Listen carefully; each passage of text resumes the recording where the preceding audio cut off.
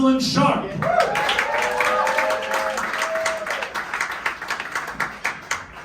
Oh my God, do you see how hard he just slapped my hand? My balls just dropped. I want to finger a chick and drive a truck. Do you have a truck? Oh, fuck you. This is bullshit. I see why men are angry now. It's a real crash with the testosterone, huh? We're all like, I want to drive a truck, destroy something, and someone's like, no, you can't. You're like, this fucking sucks. I'm gonna go destroy some drywall that I don't own. Not projecting. I just celebrated 2 years of marriage. No, don't clap, we're barely making it. We're just eking by, you know? Here's the issue, is that we got married and then the world shut down. So we spent our first year of marriage locked in the house together. Yeah, we fought every day. And I didn't get to win one fight. Because his ADD is so bad, it's distracting to me. We're having a fight and I want to make the point we're not spontaneous enough. I was like, babe, I don't want to be 60 and fucking our pool boy because I'm unsatisfied with our life.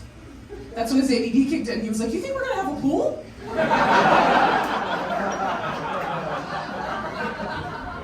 Sick, and a pool boy? How rich are we? I was like, flag on the field. Are you telling me if I buy you a pool, I can fuck the pool boy?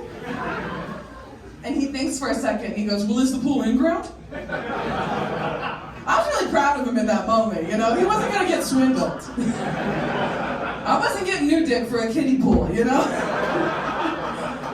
He knew where to start the negotiations. I was proud of him.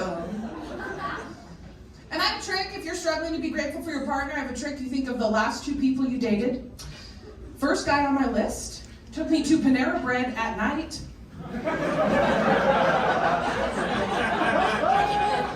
8:30 p.m.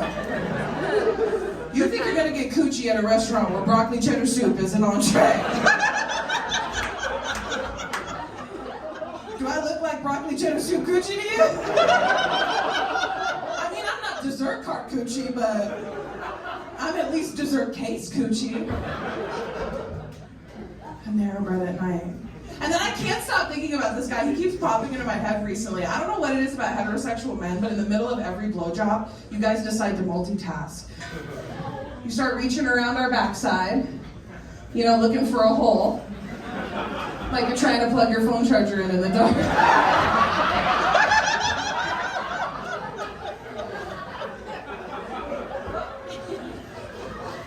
It's always such a wild move, too, because you can't properly finger us.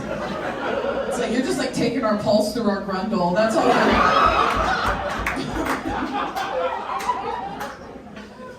You got high blood pressure, babe.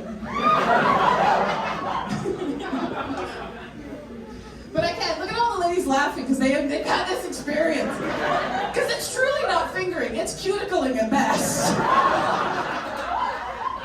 You know? They're just barely hitting the outside. And they're like, yeah, you like that? And you're like, no, you're just fucking up my rhythm. Making my job harder. But I can't stop thinking about this one guy who did this, right? Okay, so he's reaching around, and he sticks 2 fingers in my mommy hole. And then he sticks his thumb in my not the mommy hole.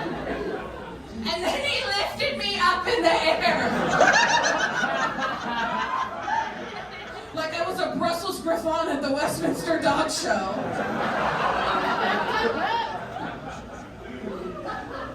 I felt like a bad feminist, like I needed to turn in my feminism card, because when he did that, I just felt proud, you know? Because I was sucking that dude's dick, and he was like, best in show.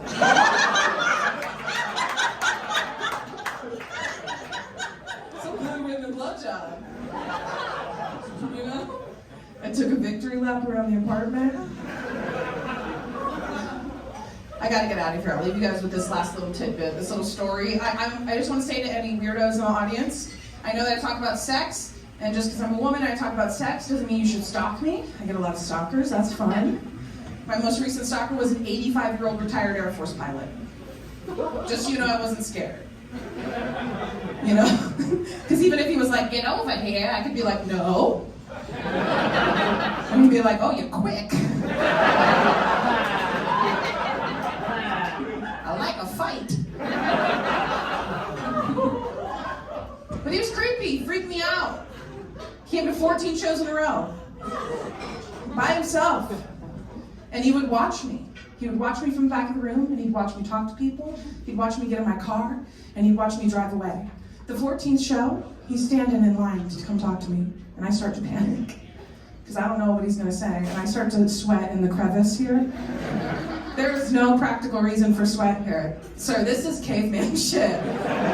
This is old ancestral trauma from being ripped apart by dinosaurs. Like your body's like, make her slick, you know?